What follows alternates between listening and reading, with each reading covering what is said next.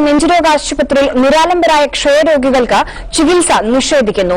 കൂട്ടിരിപ്പുകാരില്ലാത്ത ഗുരുതരാവസ്ഥയിലുള്ള രോഗികൾക്ക് ഡോക്ടർമാർ നിർബന്ധിത ഡിസ്ചാർജും വിധിക്കുന്നു. ജനറൽ ആശുപത്രിയിലെ 9ാം വാർഡിൽ നിന്നും ടിബിക്ക് ചികിത്സ തേടിയെത്തിയ സലീമാണ് ഡോക്ടർമാരുടെ ഭീഷണിയുടെ ഏറ്റവും ഒടുവിലത്തെ ഇര.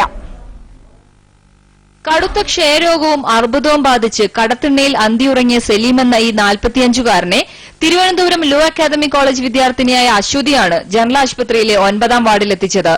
ക്ഷയരോഗം മൂർച്ഛിച്ച അവസ്ഥയിലായിരുന്നതിനാൽ ഉടൻ പുലയനാർ കോട്ട ആശുപത്രിയിലേക്ക് മാറ്റി.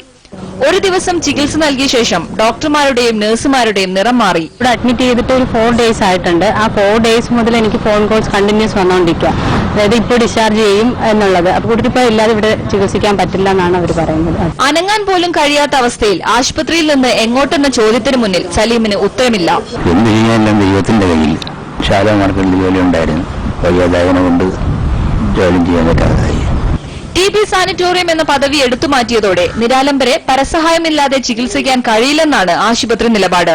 എന്നാൽ ഉറ്റവർ ഉപേക്ഷിച്ച് തെരുവിൽ കഴിയുന്ന ക്ഷയരോഗികൾക്ക് സൌജന്യ ചികിത്സയും സംരക്ഷണവും ഉറപ്പു നൽകാൻ ടിബി ആശുപത്രി ബാധ്യസ്ഥമാണ്. ടിബി നെഗറ്റീവ് ആയവരെ പുനരധിവസിപ്പിക്കാൻ ആശുപത്രിയോട് ചേർന്ന് തന്നെ പുനരധിവാസ കേന്ദ്രവും പ്രവർത്തിക്കുമ്പോഴാണ് ഡോക്ടർമാരുടെ കണ്ണിൽ ചോരയില്ലാത്ത നിലപാട്. 500 കിടക്കകളുള്ള ആശുപത്രിയിൽ ഇപ്പോൾ 120-ൽ താഴെ രോഗികൾ മാത്രമേ ചികിത്സയിലുള്ളൂ. ക്യാമറമാൻ വി സജീവിനൊപ്പം ആശാ ജാവേദ്, മനോരമ ന്യൂസ്, തിരുവനന്തപുരം.